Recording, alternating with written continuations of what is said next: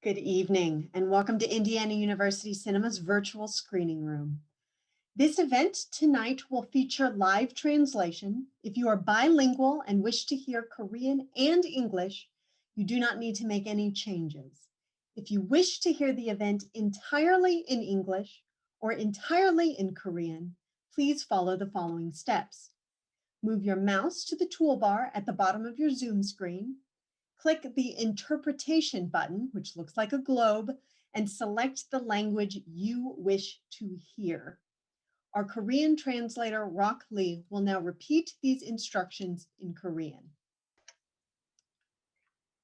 인디애나 유니버시티 시네마 가상 시사실에 오신 것을 환영합니다. 본 행사는 동시 통역으로 진행됩니다.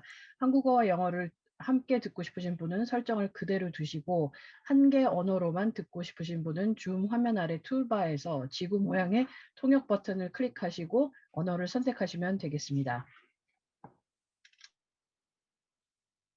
Thank you very much, Rock. And if you need any additional help, you can ask a question using the Q&A function at the bottom of your Zoom screen. Before we begin, I would like to acknowledge that IU Cinema is built and operates on the ancestral lands of the indigenous people of the Miami, Potawatomi, Delaware, and Shawnee nations. My name is Jessica Davis-Tagg, and I'm the Events and Operations Director at IU Cinema. On behalf of the entire IU Cinema team, we'd like to thank you for being here for tonight's Jorgensen guest filmmaker lecture and discussion with director Kim Seong-hun, along with film scholar and IU alumnus Darcy Paquette. This is the final part of our series, Crossing Genres, Kim Seong-hun, and I'd like to thank the Institute for Korean Studies for partnering with us on this series. I hope that many of you have had the opportunity to watch director Kim's movie Tunnel, and we will include the link to the movie in the chat box for those of you who have not seen it yet. We will start with a conversation between our guests, and about 45 minutes in, we will start answering audience questions. Please feel free to begin typing questions or comments into the Q&A box at any time, which you can reach by clicking on the Q&A button at the bottom of your screen. We'd like to thank Darcy Paquette for moderating this discussion. Darcy is an American film critic, university lecturer, author, and actor. Many of you have already experienced his work as he was the English subtitle translator for the Academy Award-winning film Parasite, and we at Indiana University are proud to count him among our graduates. Please join me in welcoming Darcy Paquette. Hello, everybody from Seoul. I'm happy to be here today and very happy to introduce director Kim Seong-hun. Kim Seong-hun made his debut in 2006 with the comedy How the Lack of Love Affects Two Men. In 2014, he won widespread acclaim for his second feature, A Hard Day, which premiered in the director's Fortnight section of the Cannes Film Festival.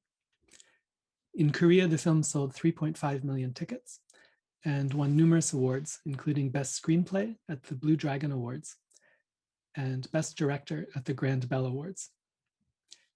Kim's third feature, Tunnel, premiered as a Piazza Grande screening at the 2016 Locarno Film Festival, before going on an extensive festival run and a local release where it sold upwards of 7.1 million tickets.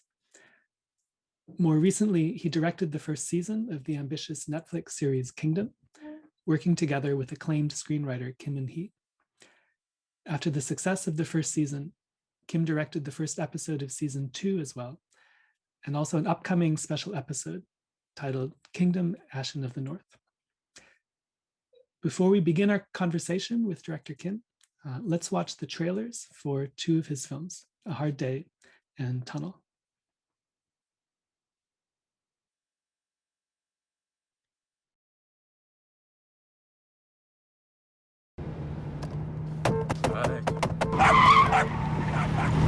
존나 진짜.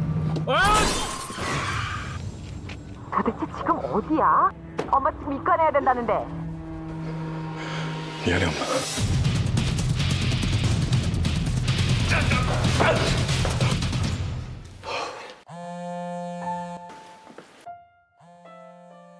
안 되는데. 야, 끊어!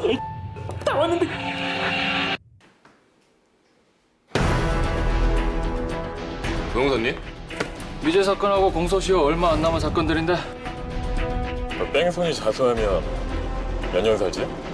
교통사고 신고가 들어와서 확인 나왔습니다. 어디 좀 나왔니? 누구세요? 네가 이광민 죽였다는 거 아는 사람. 그냥 사람 죽이고도 지낼만 해요?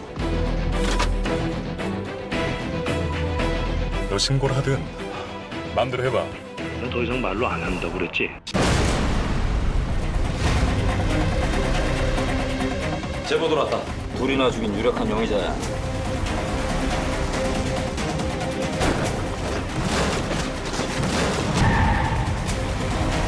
너도 이제 끝이야!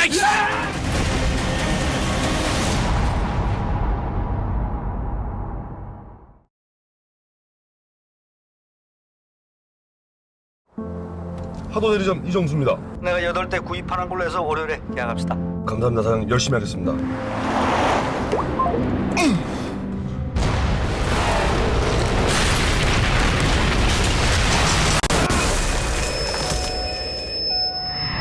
대한민국의 안전이 또다시 무너졌습니다.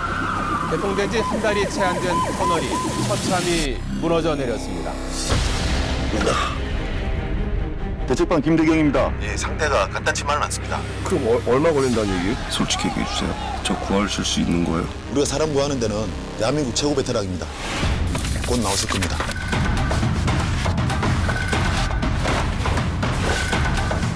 곧 나간다.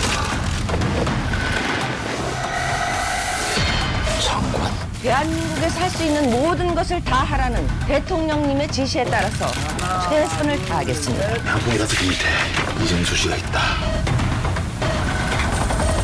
똑바로 한번 얘기해봐요. 지금 밖에 상황이 진짜 지금 어떻게 되는 거냐 사실대로 좀 얘기해보라고요 지금.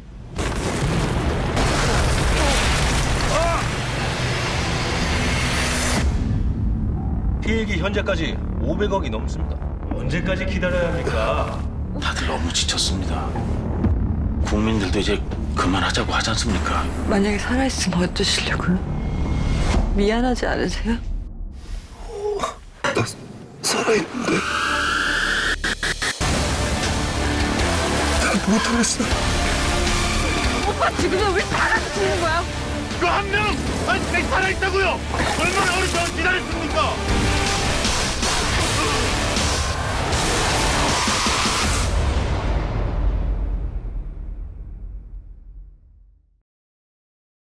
Okay, so now we'd like to welcome Director Kim.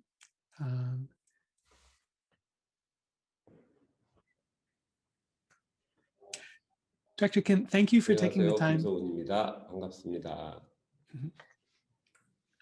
Hello, everyone. I'm Kim Seong-hun. I'm nice to meet you. Director Kim, thank you so much for taking the time to speak with us today. I mean, through IU Cinema, we've had the chance to present 2 of your feature films. And I'm guessing that perhaps many people listening today may have seen Kingdom as well. So I'm looking forward to this opportunity to talk about your career as a whole. And so before we start, is there anything that you'd like to say to the people listening today?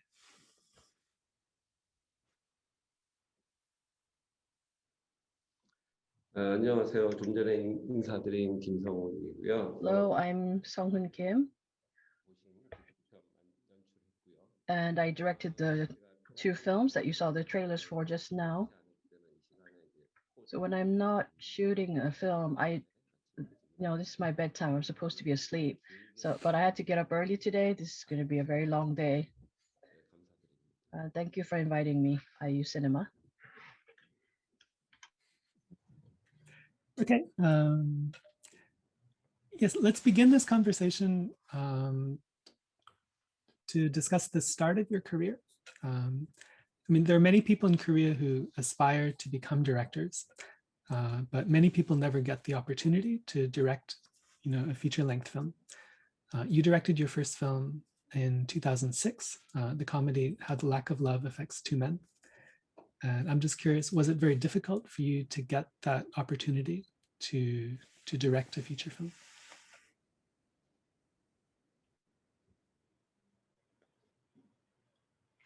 네, 제가 2006년에 데뷔를 했는데요. I did debut in 2006,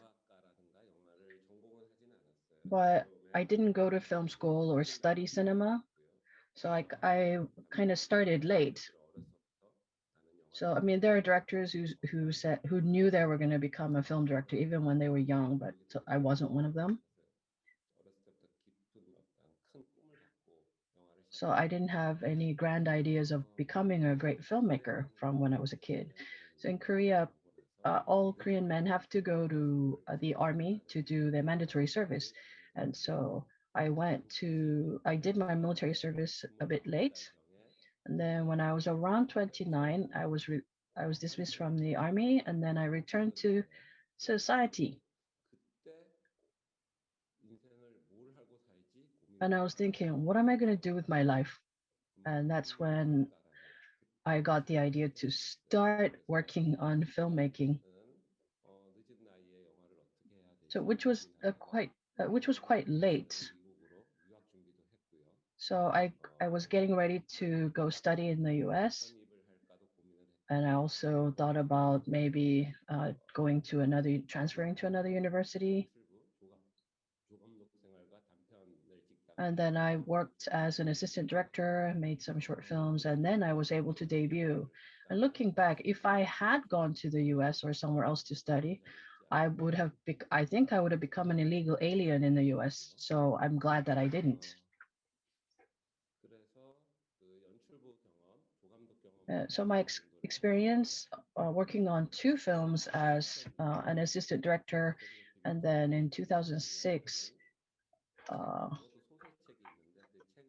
How the Lack of Love Affects 2 Men, which is based on a novel. I wrote the screenplay for it, and then I debuted as a filmmaker. I'm sure it's the same in many countries. There are those who dream of becoming a filmmaker, and some make it, and many don't. And I think it's the same in any country. And opportunities are scarce. And luckily for me, 2006 in Korea was a time when there were a lot of investors willing to invest in film. So I was quite lucky. And so compared to other filmmakers, I had an easy start to my career. And because I started off easy, it was smooth sailing from then. Okay, I'm curious also to hear, what did you learn in the process of directing your first feature film? I think, I know that you had some experience with short films before. But...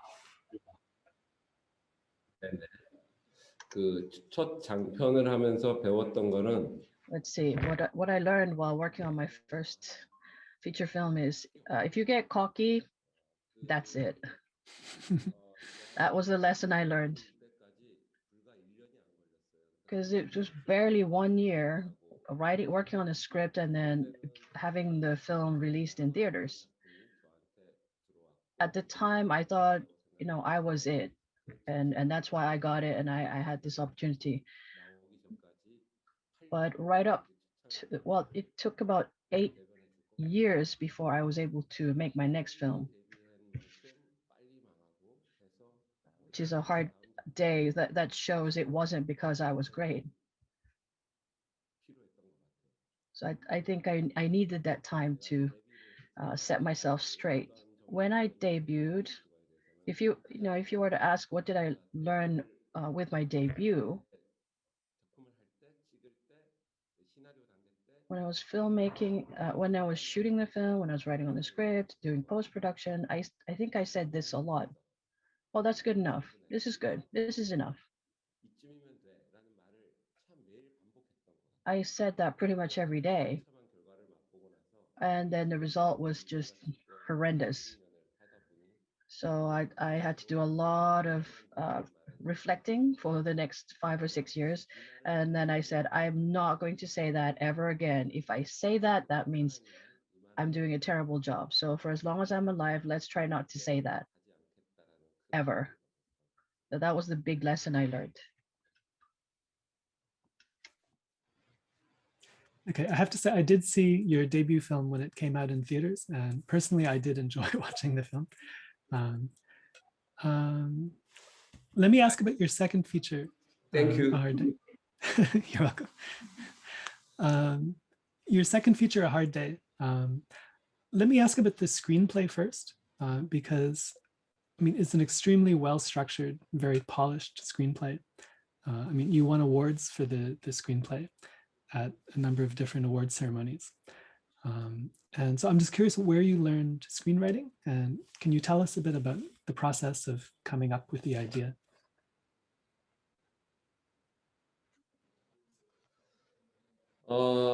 앞서 말했듯이 제가 이제 정규 과정을 통해서 영화를 배운 것은 아니에요. I mentioned earlier that I didn't go to film school, so I didn't really learn how to write a script in an academic setting. So I read books about writing scripts that were available in bookstores. I read a couple of those, I think, a few, and I assume it's similar in a lot of countries. Oh, and there are collections of movie scripts available, so I read those, I studied those, and I tried to mimic some of them, and I studied by myself how great films or great screenplays were written, and so I practiced myself as well, and I self-taught. Then in the case of A Hard Day, after the spectacular failure of my debut film, I was spending time at home, and there's a film by Almodovar. Penelope Cruz is the lead actress, and she hides a corpse in a fridge, and there's a scene where she's trying to hide the corpse, and I was looking at that scene, and I was thinking, wow, the end result is quite different. And I thought, if you hide a corpse like that, you'll get caught. So I was rooting for the actress, the character. Of course, no, I didn't want that to happen, but if it ever happened, what is an ingenious way to do it? So that situation was playing in my mind for several days. What would be a great way to hide a corpse or get rid of a corpse? I think the best way to do that is that there's a place where nobody suspects there's a murder. And that's a cemetery or a tomb, a grave in the mountains in Korea. So the best place to hide a body is in a grave. Just bury it in someone's grave. And then who would dig it up? And then the next step was, so once you hide a corpse in someone's grave, would nobody in the entire world know that? Or is there, who would hide this secret for me? And I thought, if there was one person who would hide that for me, would probably be my mother, and she would take that secret literally to her grave, which is a terrible thing to do as a son. So a son is putting his mother in her grave, and then he's putting the body in there. Then nobody would ever find out. So the idea started from that episode. Then what would be the best way to highlight this story? So then I worked on the story before and after that.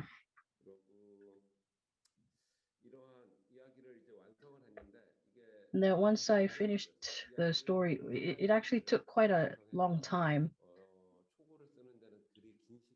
I mean, it didn't take that long to to finish the first draft, but to get it up to the level where it was ready to be made into a film, that took quite a long time. So from an investor's point of view, I assume that there was no trust whatsoever. I had no credit with investors because of the failure of my first film. That was the situation I was faced with. And the only thing I could convince them with was to have have a really good script. So I spent a long time rewriting the script. And I think that helped make the film better. I'd be curious to hear more about the main character, Ko Gon-soo, as well. I mean, he's not a typical positive hero, and yet, you know, the audience to a certain extent identifies with him despite his flaws. And so, I mean, when you were developing his character, I'm curious, what are the kind of the key elements that you wanted to emphasize? And also, how did you contrast this character with the character Park Chang-min, who's played by Cho Jin-woon?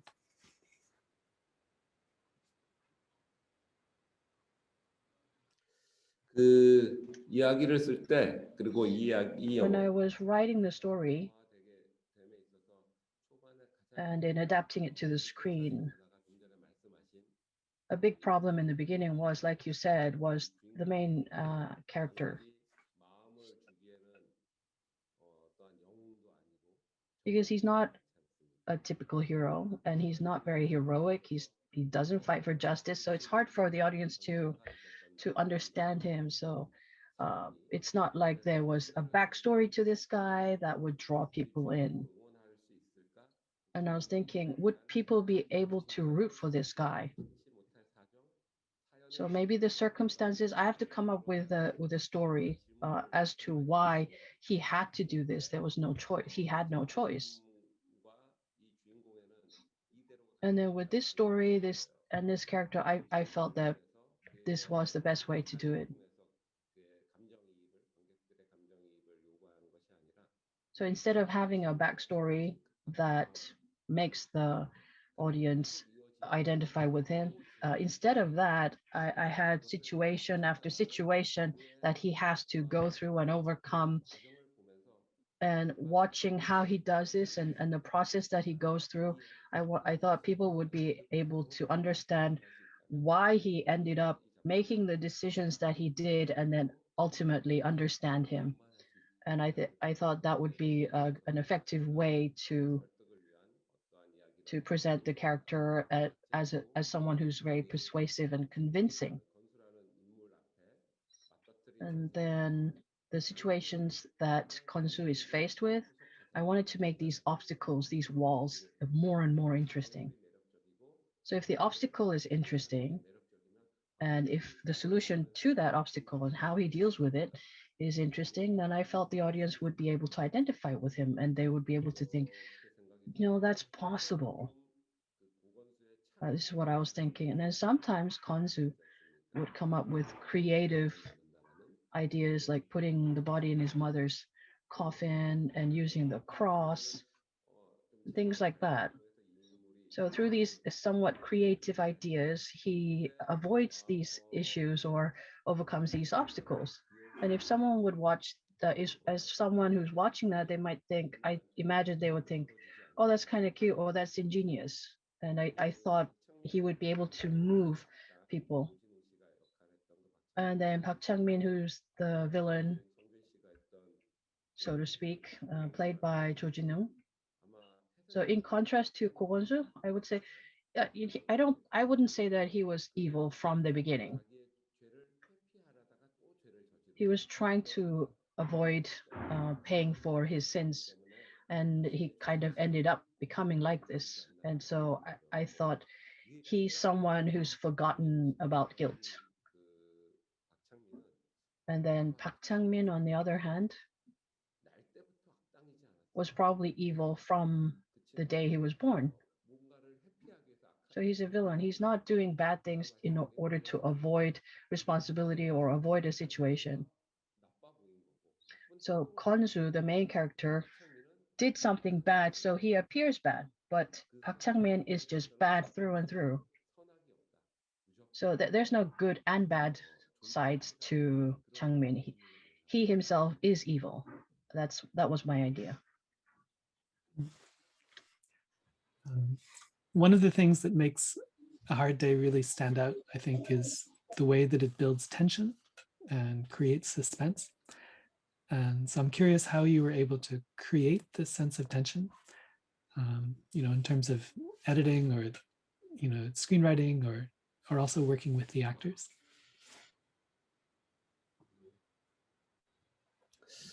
맨 먼저 이제 각본을 쓸 때 Well, first of all, when I was working on a script, I was thinking this could be the last thing I ever work on in my entire life. So when I was writing about 100 scenes, I made the choice to not put in any scene that was unnecessary. So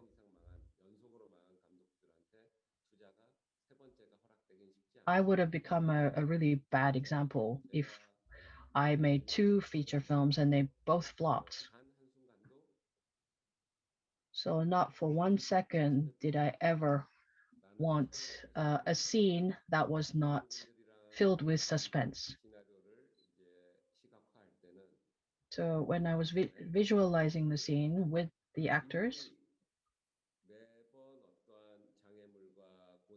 so when a character is faced with an obstacle or a problem, I'm literally in every scene from beginning to end, then how much stress, what kind of emotions, what intensity of emotion should the actor express?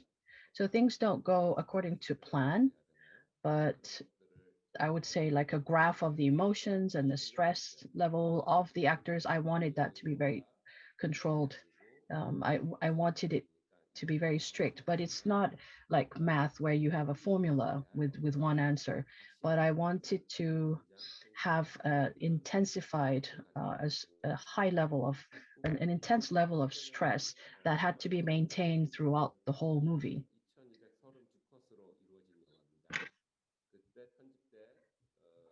I think there were 2,232 shots or cuts in the movie. And I decided I will not put in any scene, no matter how short or long, that was not filled with suspense or that was not absolutely necessary. That was the goal. And I think that's the end result.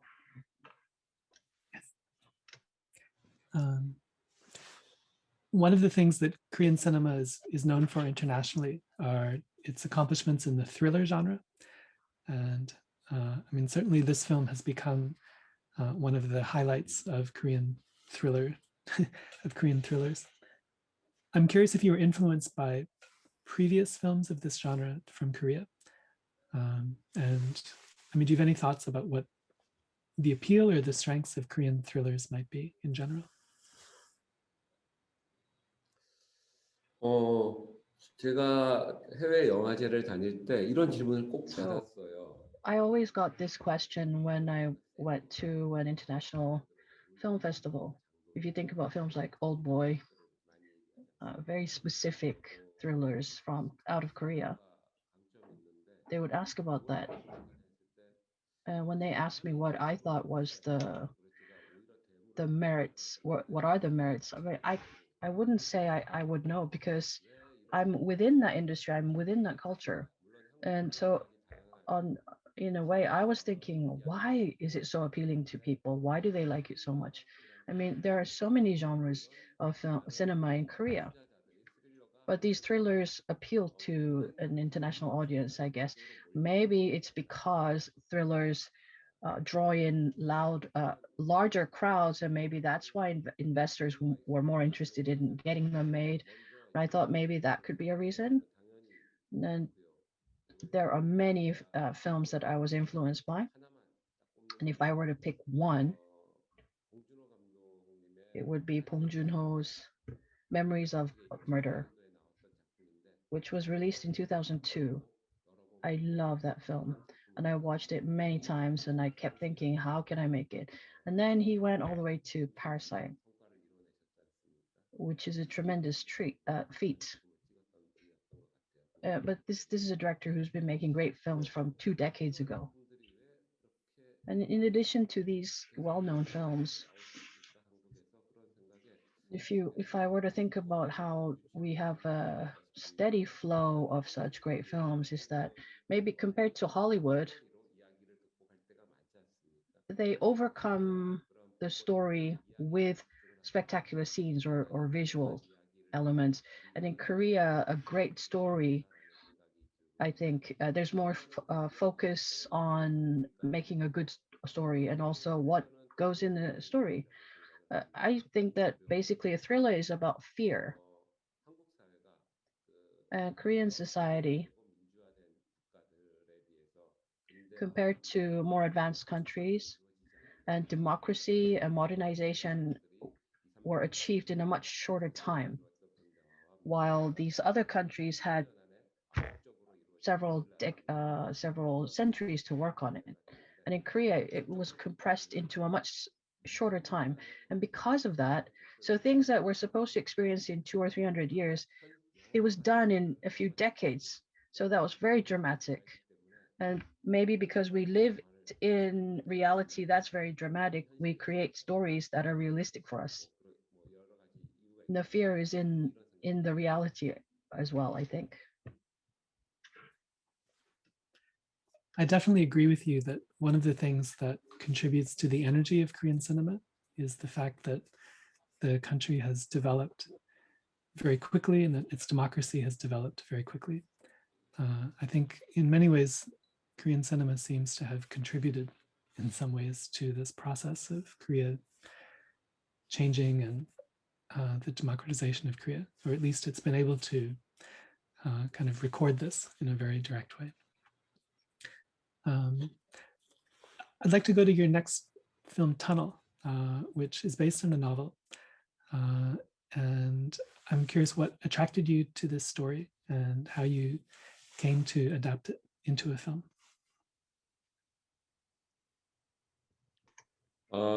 이 작품은 제가 끝까지 간다를 이제 개봉을 마치고. So after releasing A Hard Day, I was looking for the next project to work on, and I read the script, and the first thing that got me was that the first page was the tunnel collapsed. And it starts with a man who's stuck in a very, very a pitch dark place. That was the first scene. There's no reason, no explanation. So this was similar to the beginning of A Hard Day. And I think I seem to have a preference for something like this. So that was a start. It gripped me. It's dark, the tunnels collapsed. So I was very curious. And I was thinking, if I put this guy in this dark place for 2 hours, how would that be translated onto the screen?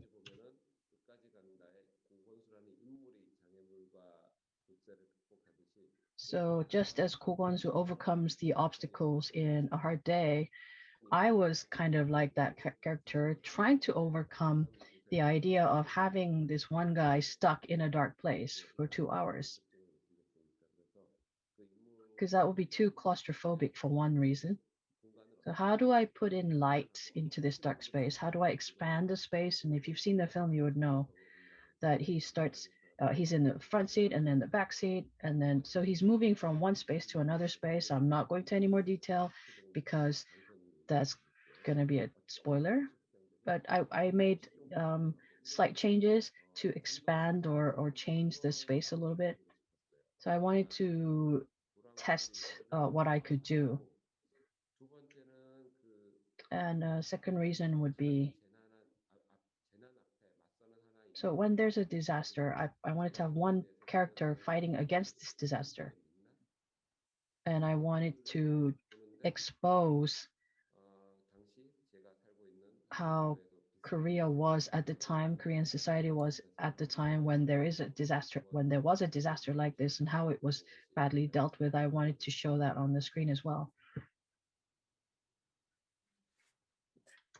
I have to say that for about 2 years after watching this film for the first time, every time I drove through a tunnel, I found myself looking up at the ceiling.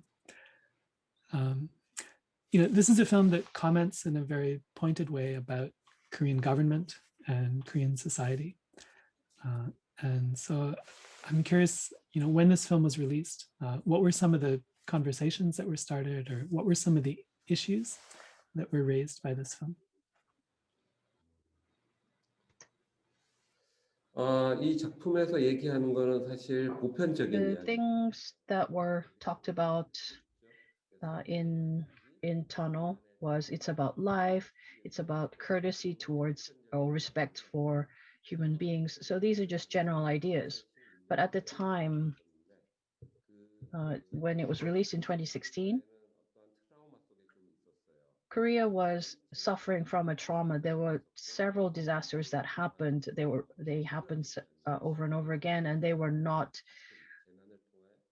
resolved, and people were not getting healed. And I think everyone was continuing to suffer. So in a way, this film was talking about this general issue, but at the same time, because of what was happening at the time, these things were brought to the surface again. The incidents that happened in real life as well, so they were talked about.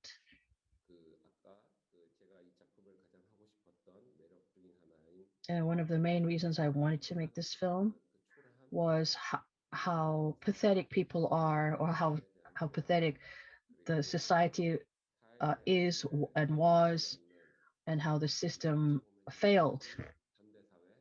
So it was like I kind of wanted to show the sick society, or the sickness of society at the time. And I think people were hurting.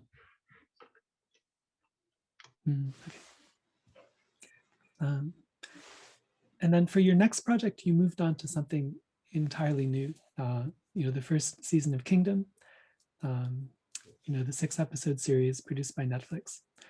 I think some listeners may be familiar with this, but this is a zombie film that's set in the historical past during the Joseon Dynasty.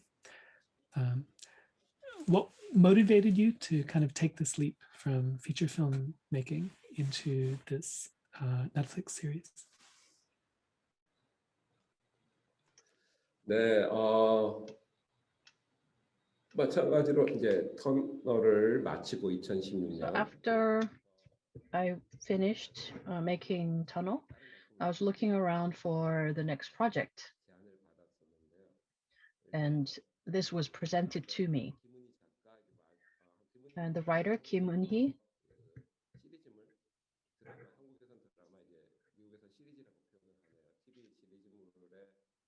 is a writer who works on TV series, or kind of like soap operas, and she's acclaimed as basically the best. And I also know her personally. And she and Netflix suggested this this project, and this was before Netflix had gained more ground in Korea, and a lot of Koreans didn't know about Netflix that much. So they were, or I should say, about Netflix creating series in Korean. So as someone who wrote the script for Tunnel, this was the kind of story that I couldn't write myself, and it's about zombies, and it's a period piece. And I was thinking, if I don't work on this now, there's no way I would be able to write something like this. I just don't have the capacity. And I was thinking, before I get too old, and because you tend to get more conservative when you're older, and I'm not that old yet, quite yet. So I felt this would be the perfect time to do something like this. And I thought it'd be fun. I mean, if not now, then when would I ever do this? That was the biggest reason, I think. And I was thinking, if I do this, then, I don't have to write. Because writing is such an arduous task. I think it's the toughest part of filmmaking. And Kim Eun-hee is somebody that I totally trust. And I was thinking, this is great. It's a great opportunity. It would be easy for me to do this then, easier for me. And also, and I assume that most people don't know about Joseon, or that period in the history of Korea. So it's from, well, it's a dynasty that lasted for about 500 years. And so that was just to add, I thought that would also be an interesting way to introduce this period in Korean history. As a director, what were the biggest differences between, shooting feature films like A Hard Day and Tunnel with Kingdom? I imagine the production process may have been different, but was it similar to what you had expected or different?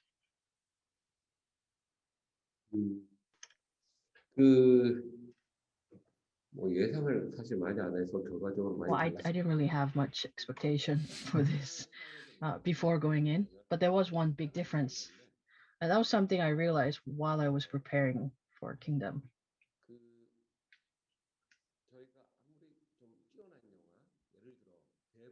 So let's say, think about Godfather. It's really difficult to watch the trilogy at one sitting, even though it's they're all great. But with the series, people stay up all night to watch all of them because you can't stop. And films have a lot of information, a lot of elements. It requires the audience to be really engaged. But so I don't know if this is the best example, but let's think of Marvel Comics films. If you watch Iron Man with all three Iron Man films at one sitting, it would be very tiring, even though they're great. So what a film requires from the audience in terms of intensity and engagement is different from what a TV series expects of the audience or requires of the audience. So this intensity of engagement has to be a little bit lower. And if you think about a lot of the series on Netflix, you could watch it for days, you could binge watch, and it's possible.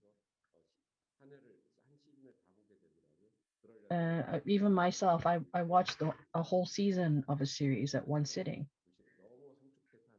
So you don't want to compress too much into one scene because it might be too much for the audience.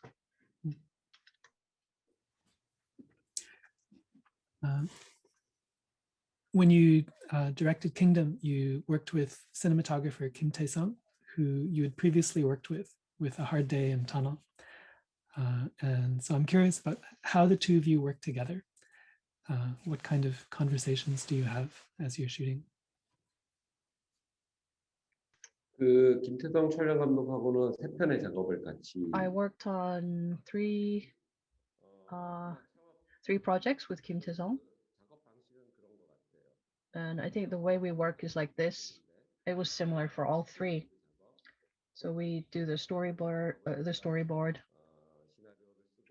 So I write the script, and then based on the script, I come up with the storyboards. So that's the first stage. And then when we have these pictures,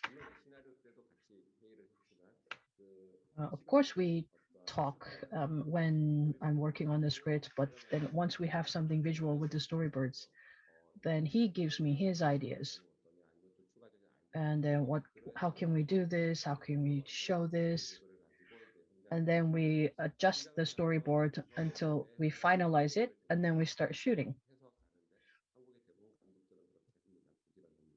And most Korean directors work that way. They're very hardworking. But we don't do it exactly as we made the storyboards, because there are things that come up when we're on set or when we're shooting. There are ideas and suggestions that come up. And then we also reflect that. And in order to incorporate as much of that as possible, he always has two cameras. And because I've been working with him for many years, we don't really need to talk much about the project. It's more about what delicious lunch or dinner we're going to have next.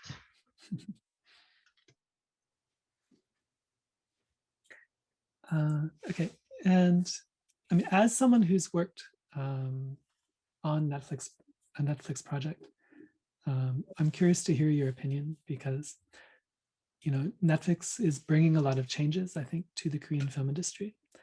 And I mean, what are some of the ways that Netflix is kind of changing Korean cinema, would you say right now? 넷플릭스가 한국에서 첫 발을 딛고 첫 When Netflix first made a series in Korean with Korea, that was in 2019 with Kingdom.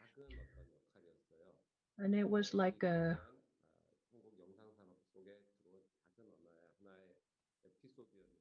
it was just like one little episode within this huge realm of cinema. But now in 2021, well, I also had talks with, I also talked about this yesterday, the number of projects that Netflix is going to make in Korea. I heard their presentation. I was thinking that's a lot of money, and they're doing a lot of films. Now it's become a giant, a huge dinosaur. Within only a few years, and it's grown so fast within Korea. So far, the changes have been positive for creators like me. Now we have more outlets to present our work. Films to be released in theaters, which have a big risk factor in terms of investment and the results. But now there's, you know, it's safer. And also for us, we have, I think also for the audience, you have more choices. So until now, so far, I think the changes have been mostly positive. Of course, I'm sure there's a dark side somewhere. Okay, and then a question about you. What are some of the biggest ways that you've changed as a director? If you think back about when you started your career and up until now, I mean, what has changed for you in your approach?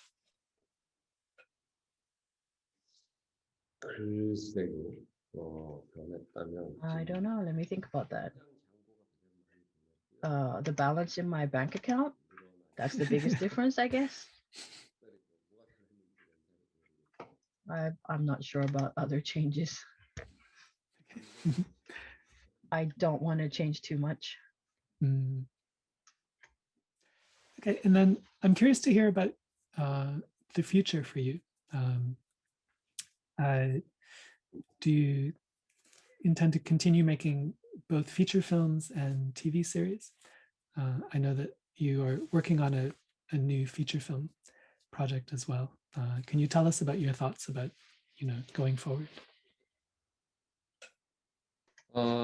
원래 참 그 미래를 논한다는 게 얼마나 보잘것없다라는 Talking about the future is futile.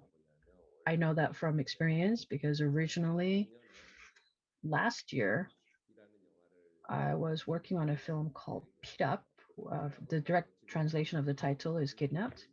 And actually Darcy Parkett did the proofreading for the subtitles for that film. And originally my plan was to shoot this film for 7 months in Morocco. And I think, but like 1 week before I was supposed to go to Morocco, I got news that Morocco was shut down because of COVID. And so some of the crew who had already gone to Morocco had to return quickly.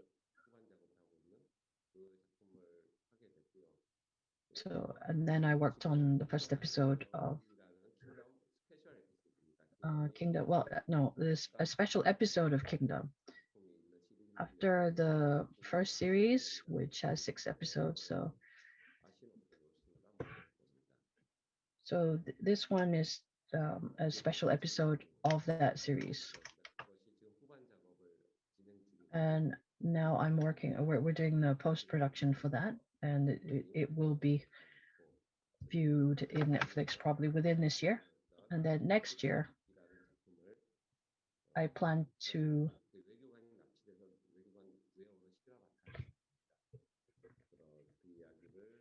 work on finish the production of Kidnapped, which is about a diplomat that gets kidnapped or abducted. So should I feature films or TV series? If I were to make a choice, I don't think it's a matter of what medium it is. It's more about the project itself, the story.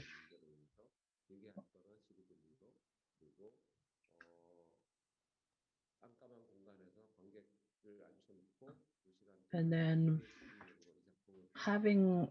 making an audience sit in a dark space for 2 hours, you have to have a good story. So that's what I'll be focusing on. Okay. Now I have one other question about Pirak, Kidnapped, because it's this will be your first time shooting a film abroad. This is a very ambitious project, kind of set in an international setting. And this seems to be a trend in Korean cinema these days, at least before the pandemic shut down much of the shooting. We're shooting films that are set in the Middle East or in South America. And I'm curious, like, what might be some of the factors behind this trend? Why do you think that Korean cinema is moving towards these international locations? 그렇게 말입니다. 이게 짜놓은 각본도 아닌데, 다시 박혜님은 아시다시피 그 유승환 감독의 as you know, Lee Sun-kyun has a film that he shot overseas in the Middle East.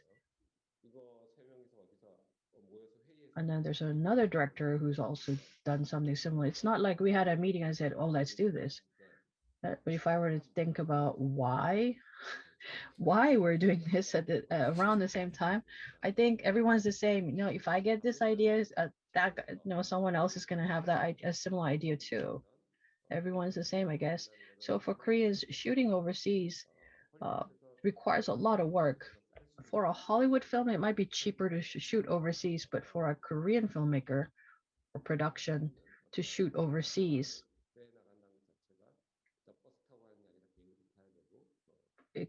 you have to take a plane. Everyone has to take a plane for one, just to start off with, which means more money. So you need a bigger budget.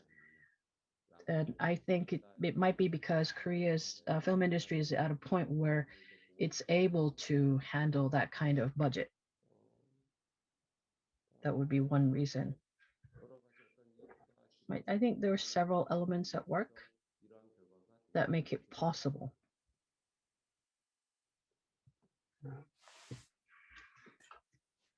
Okay, and then I'm not sure that you can talk about the cast of your new film, but over the years you've worked with many very famous actors, and the actors in your films have given really tremendous performances.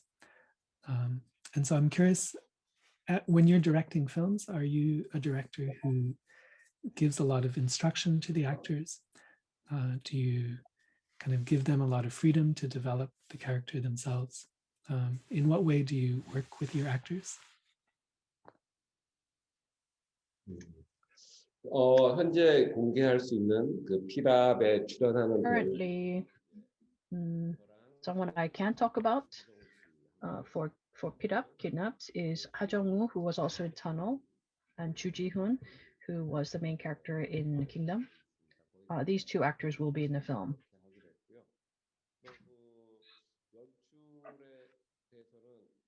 And in terms of working with the actors, I think this is what I do. Before we start shooting, we talk a lot and identify with the characters in the story.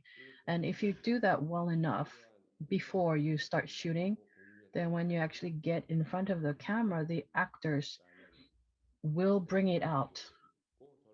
They will bring it. So I just need to wait. Well, that's what I was thinking. But when I hear from the actors, they kind of say, you know, you're exploiting us.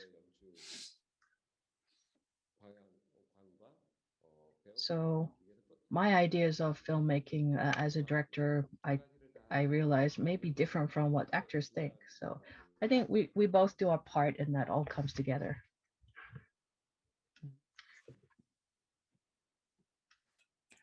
Okay, and then I guess I'll ask you one more question and then we'll turn to the audience and hear some questions from them. But my last question is about the editing process. And, you know, obviously with any film, you go through production and then you go through the editing process. And I'm wondering sort of what that is like for you. And do you ever face kind of difficult decisions in the editing process? Or do things tend to go according to plan during the editing process? Is it a difficult or enjoyable process for you? I'd just like to hear your thoughts about that.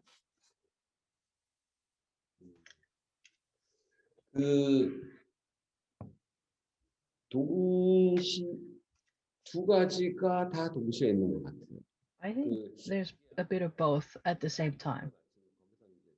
So right now it's morning in Korea, and then over there, you guys, it's dinner time or after dinner time.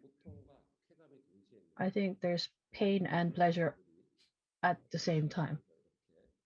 Like people who are constipated when they go to the bathroom and they try to release it. Oh, it's just indescribable, the sense of release, but then it's also painful at the same time. So when things don't go according to plan, then I edit it. When I'm editing and it doesn't come out the way I planned, then it's painful. But then through editing, when but in my case, in most cases, for me, I'm able to get to the end result that I like by trying different things. I try all kinds of things. And then when I come out with, or we come out with something quite new, then that's where the pleasure comes. And it's very difficult, but it's so much fun at the same time. When you see an end result that you didn't expect, oh, it's just pure pleasure.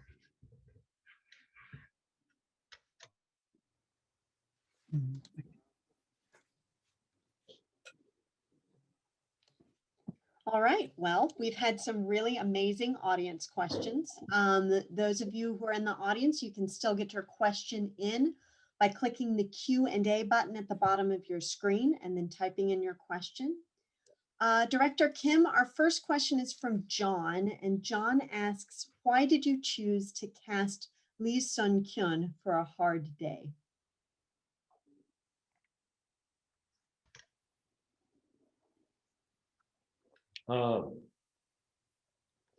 이성균 씨, 도움이 됐을지 모르겠지만 그런 것 같아요. 그러니까 I'm not sure if it helped, but this is related to the character as well. The actions of the character and the process of how the character ponders over the obstacles or the situations or problems, and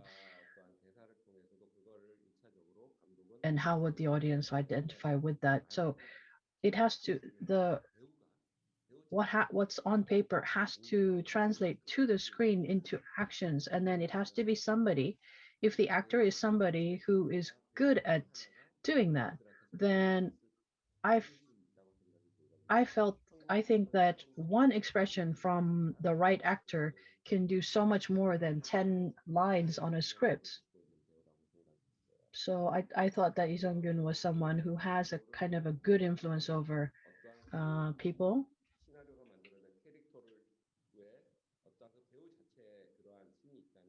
And if the actor has that kind of power, then it would be a huge advantage for the filmmaker. And he has that, so that's why I chose Lee Sun-kyun. Absolutely. Our next question is from Carolyn, Ashwin, and Emma. All of them were very curious about the political aspects of your movies. Did the Political commentary and aspects of the movie Tunnel, do those have more relevance today with the modern government?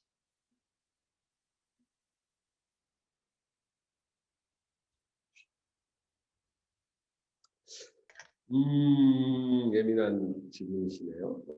곤란하네요. That's a very sensitive issue. You're putting me on the spot here. I gotta take a sip first. 그런 것 같아요. 한국 감독님들은 Well, this is the way I think. Korean directors 현실 비판, 이 사회를 잘 갖고 오는 것 같아요, 영화에. deal with. It's not just me. A lot of Korean filmmakers take it on themselves to criticize what's going on. Because I'm not dealing with the Marvel universe. I'm talking about reality. So of course, I'm going to reflect reality, and the reality is something that I feel at the time. So Tunnel was made in 2016. So the issues that were happening at the time, of course, I could reflect those, but then also things that happened before that, I could compress that, the things that I experienced, and put that in the film as well. And it was a natural process, I think. So I wouldn't say it's specific to only one period in time in Korean politics or one particular government. I think it's more about the overall idea. I might be sounding a little too defensive, maybe. 추가적인 질문을 해도 됩니다. Or you can ask follow-up questions if you want.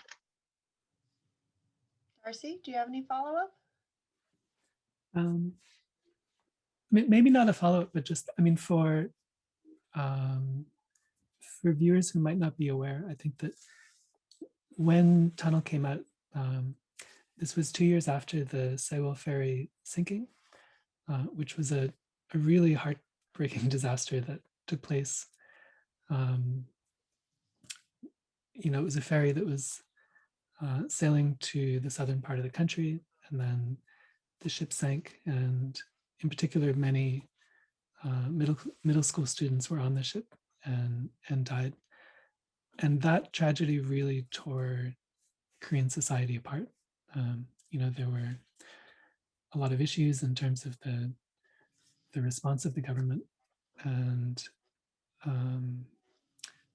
it's hard to overstate just how much it affected both, you know, society at the time and also the art that was produced in the years that came after. And so I think it was inevitable that when Tunnel came out, that was one lens through which people saw the film. And certainly in that sense, it's a film that has a lot to say about that kind of situation. As time passes, I think that it's possible to see the film in a bit more of a general, from a more of a general perspective. And in that sense, we may watch it somewhat differently today than we did in 2016. But in both cases, I think it portrays, you know, the fate of an individual who is caught within a disaster and who has to rely on the government to be saved. And yet, you know, the way that government works, it's a very complex system, and it doesn't always kind of come out in a way that's best for individuals. And so, yeah, in that sense, I think that there's a lot in Tunnel that relates both to that specific time, but also the present day. Excellent. Well, I'm not seeing any more. 하나만 말씀드리면 I just want to add, I think Korean movies reflect a lot more of reality compared to other films. So some people say this: Hollywood is the factory of dreams, and Korea is the factory of nightmares.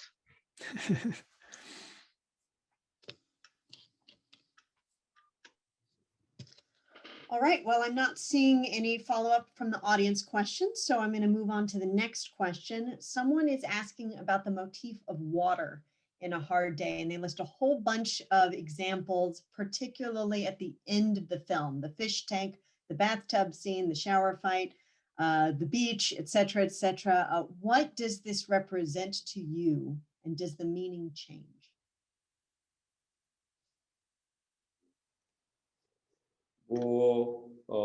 매 장면, 매 어떠한 이미지에 어떠한 상징을 넣지는 않아요. So I don't put symbols in every scene and everything. But I think at the end, so it has to do with the tradition of Korea. So like holy water, I kind of wanted to absolve the sins. And Park Chang-min,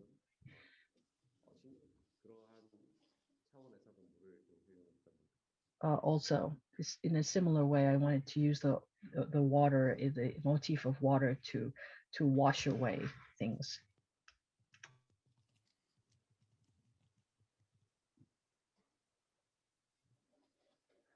All right. Hode Lee has asked, I'm Korean and studying film media at IU. I want to ask Director Kim, what skills or activities would you suggest for me to learn while I'm studying here at Indiana University?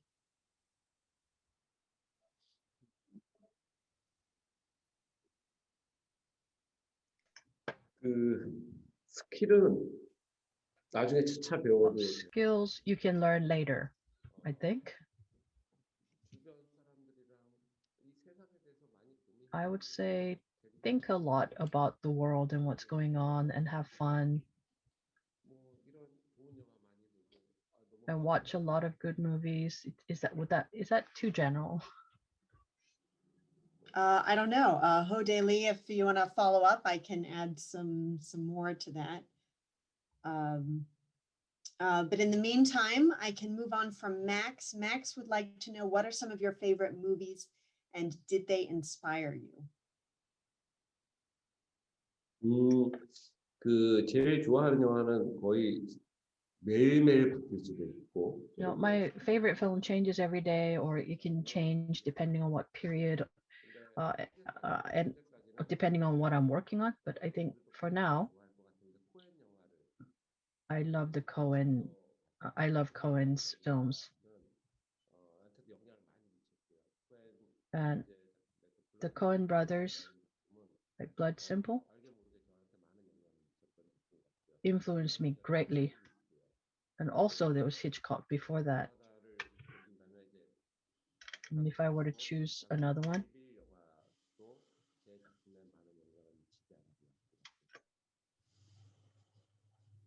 멜빌, 장피에르 멜빌. Jean-Pierre Melville. Melville. Okay.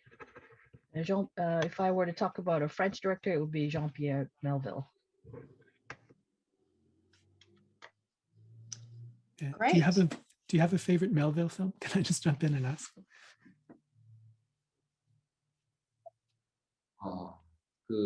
사무라이 좋아하고요. 첫 장면은 예술. Samurai, the first scene. Okay. Someone has another question about A Hard Day. They wanted to comment on your efficiency of characters, how instead of a cast of thousands, it's more limited.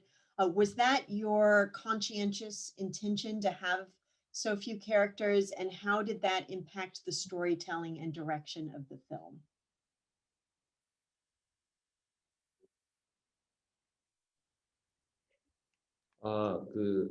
등장인물 자체가 작다라는 뜻인 거죠? 네. 뭐 특별한 의도를 갖고 처음부터 적은 인원을 해야. I wouldn't say I started off with the intention to have a small number of characters. But the story itself is not about a lot of characters, and it's not the kind of story that gets bigger and bigger. It's just one story that goes from beginning to end. So of course, it didn't require that many characters, and you have a small number of characters that stay within the frame of the story. and only people who are related to that story. So it wasn't intentional from the beginning. Excellent. David has asked, you tend to use humor in films that have a seemingly serious situation going on. What importance do you think the use of humor has in more serious films? And when do you think that humor gets to be too much?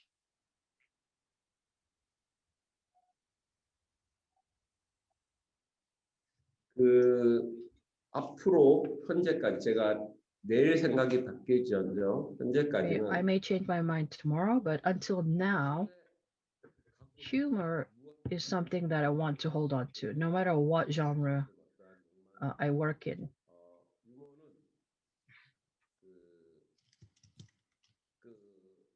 쓴 약을 먹을 때 그 당위적이라는 약이 있거든요. 그게 뭐냐면 캡슐에 Humor is kind of like the chemical, the substance that you put on a capsule to make it sweet, to cover up the very bitter medicine or medication within the capsule. And this sweet coating helps it easy to swallow. So that's, I think that humor is something that can propel the story. It helps you hang in there. Whether it's tunnel or a hard day, it's a tough story to swallow. So this humor is the capsule or the coating on the capsule that helps you swallow this terrible story. And then when the character is having a really hard time, then I would insert humor that breaks the seriousness, that breaks down the seriousness and makes it easier to accept. And I think the humor would also make people put their guard down. So humor is a crucial element of filmmaking for me. And also in daily life, it's great when there are people who are funny or humorous around you, right? So I think it's also reflecting reality in that way. Absolutely. I want to circle back. Ho-dae Lee, who is the Korean student studying at IU, wrote back to say thank you for your answers. They were not too general, and to say that they agree that skills can be learned after graduation. Next question, as a director who's achieved success in both the South Korean domestic film industry and abroad, what considerations do you take in terms of audience and audience reception across the two cultures?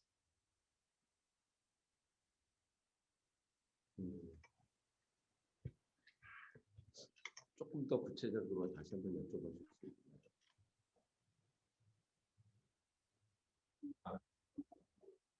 네.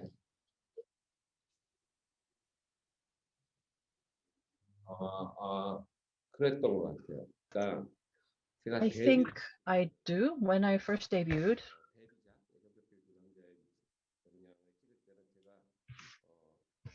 I debuted with How the Lack of Love Affects Two Men.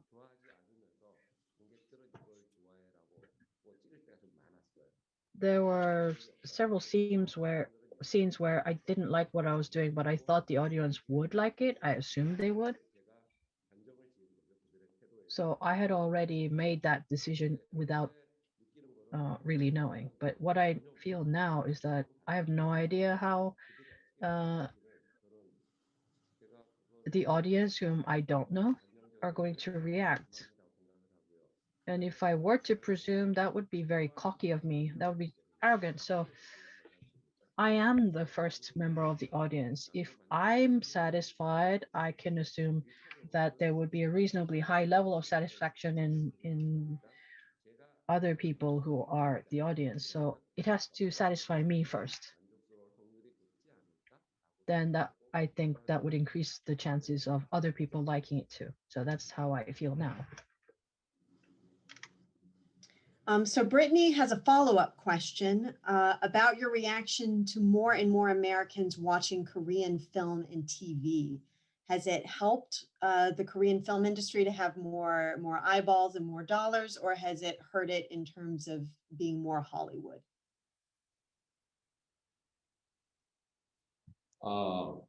그 질문에 답도 있는 것 같아요. 아주 질문을 I think the answer to the question is in the question. It's a very good question. Yes, it has both. So interest from the US audience affects investors because it means an expansion of the market. Then investors would be less afraid to invest. And so people like me who are creating, we can make things that we want to make, and or the chances for us being able to do that get higher. The investors or producers, you tend to try and create something that's going to satisfy the consumers. So whether it's Hollywood or China or whatever market you're working in, I think in the future we're going to see more projects that are trying to cater to a specific audience.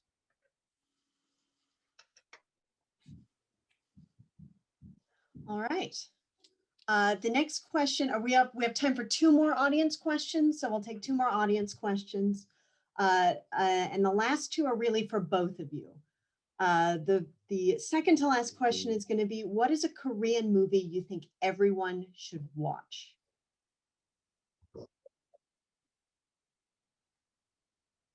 두 개를 얘기하면 끝까지 간다. 터널. 끝까지 간다. Tunnel and A Hard Day. There you go. No, I'm just kidding. Sorry. Memories of Murder. I absolutely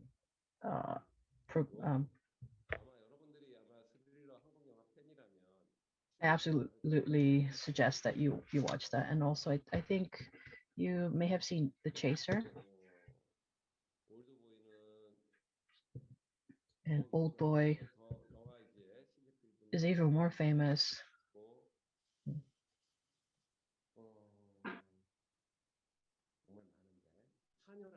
There's so many. There's an old film called a black and white film called The Housemaid.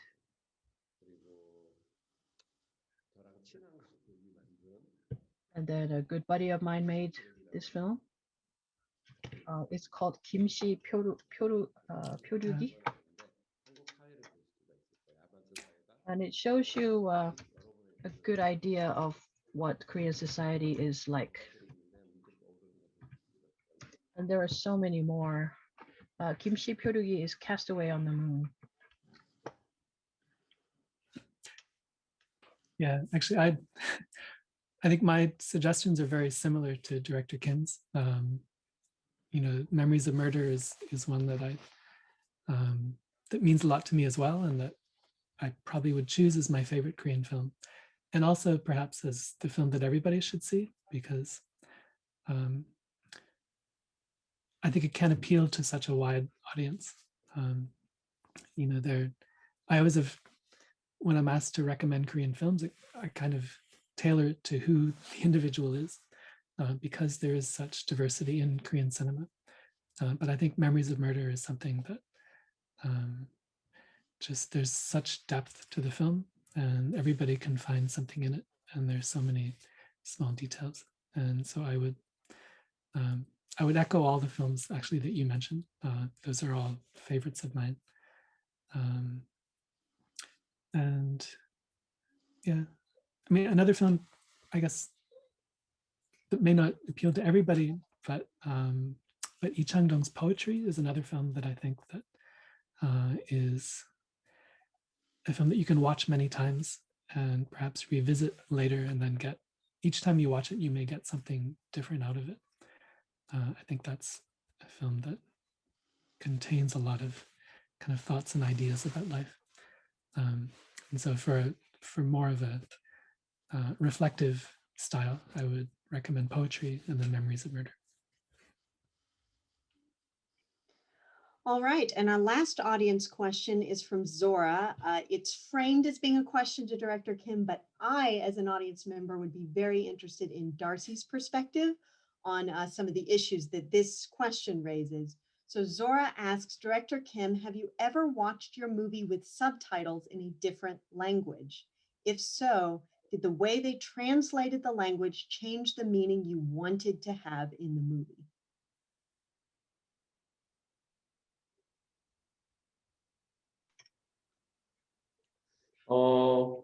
제가 외국어에 그렇게 능통한 사람이 아니라서 I'm not really good at foreign languages, so even if I read the subtitles, I wouldn't really know.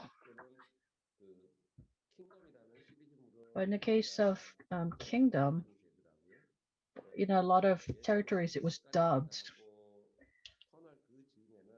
So when I was working on Hard Day and Tunnel, having subtitles wasn't something that was a big issue for me.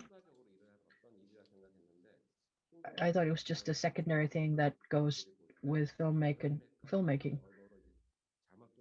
But with Kingdom, this was translated into several languages and also dubbed. And yes, I did have to think about, is this going to be conveyed in the way that I intended it to be?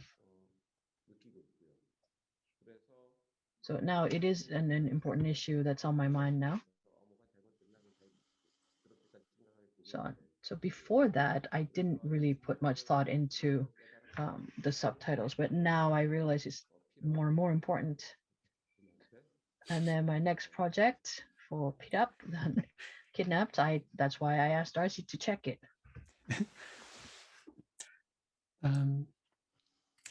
Yeah, I guess I could talk for a long time about subtitles. Yeah, I mean, I would just say that I think it's inevitable that when you watch a film in translation with a subtitle, that you're getting a different experience.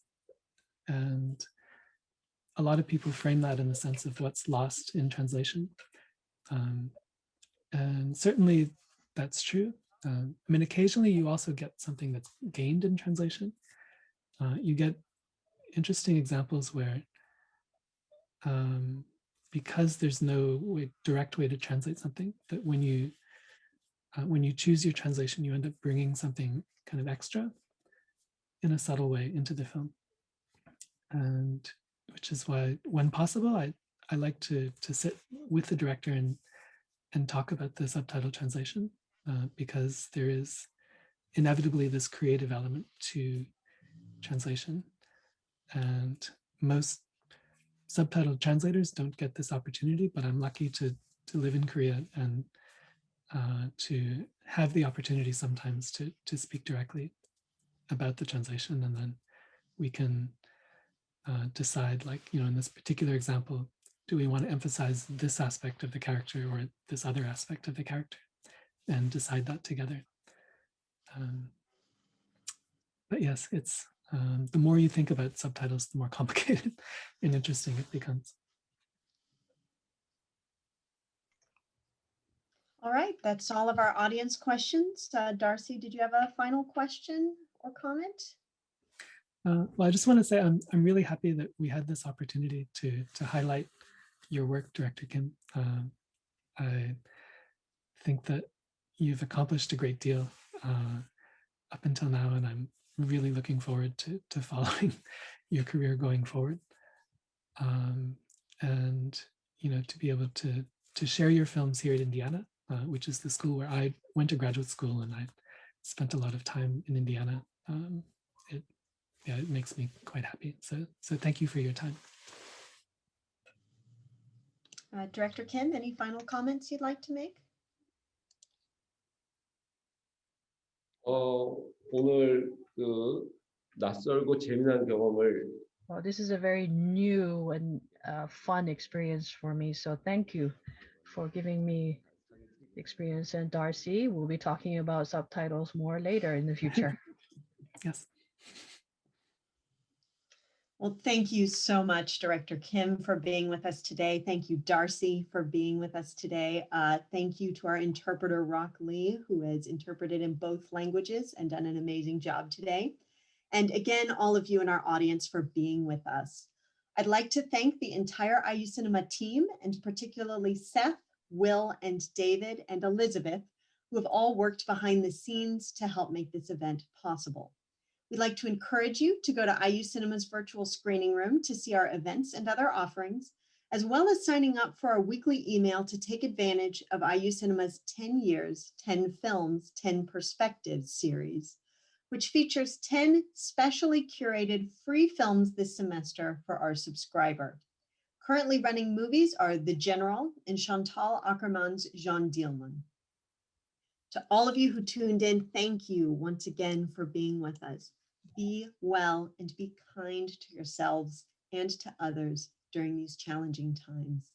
Thank you all so much and have a great night.